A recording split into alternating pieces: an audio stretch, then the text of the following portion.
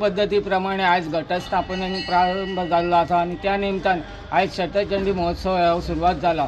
सकाळी अभिषेक केल्या उपरांत आयतार पाठ वाचन चालू आसा। पाठ वाचन जाल्या उपरांत दनपारां आरती जातली। आरती जाल्या उपरांत सांजचे रिपाठ वाचन हे नामांकीत असे आमचे वारकरी मंडळाचे मयाचे रिपाठ वाचन करतले। त्याच्या उपरांत गोंधळ ग्रूप आहा सिद्धिविनायक म्हणून सार्या कॉलनीतलो, ते जाल्या उपरांत 8:30 पुराण वाचन आहा। पुराण वाचन जाल्या उपरांत कीर्तन चालू जातलें। नामांकीत असो प श्री प्रशांत धोंड पिंगुळी कुडाळचो हेका आयोजीत केल्लो आसा।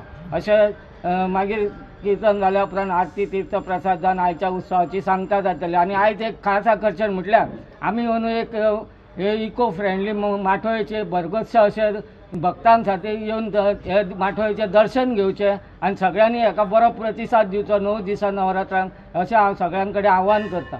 आमचें नवरात्र सुरू जाता, मागीर रातचें कीर्तन आनी नवरात्र म्हणजे मकर जातलें। अशे 9 दीस वेगळे वेगळे तरेन आमचो नागेश मारुद्र आसनाचेर बसतलो। एक दीस सिंहाचेर, एक दीस आमचे घोड्याचेर, एक दीस मयुरासन, अशी वेगळी वेगळी आसनाचेर। आनी निमाणे दिसता ताका एक जाणट्याचें स्वरूप। तें पळोवपाक हजारांनी लोक वेगळे वेगळे प्रांतांतल्यान, कर्नाटकांतल्यान, महाराष्ट्रांतल्यान ते कुळावी बिळावी तशेंच सगळे करता। मागीर त्या दिसा भस्म जाता। आनी एक सांगपाचें वैशिश्ट्य म्हणजे सोमाराचो पालखी शिबिकोत्सव जातकर मकर जाता आनी 8व्या राती दिसा नवचंडी हवन जातलें। दनपारां 12 वरांचेर पुर्णावती जातली, 12:30 वरांचेर आरती आनी मागीर महाप्रसाद। तेन्ना सगळ्यांक म्हजी नम्र विनंती, सगळ्यांनी मोठ्या प्रमाणान नागेश मारुद्र संस्थानान येवन नागेश मारुद्राच्या आशिर्वाद घेवचो आनी मकराचो लाभ घेवचो। दररोज रातच्या आयच्यान रातच्यो कीर्तन जातलें, ताज्या नंतर मखरोत्सव जातलो, आरती जातल्यो आनी अशें 9 दीस पर्यंत दररोज देवाक वेगळ्या वेगळ्या वाहनांनी देवाक बसून मखरोत्सव जातलो। ताज्या नंतर सोमारा दिसा म्हणटात ती 7 तारखेक विशेश म्हणजे सोमाराची पालखी आसतली।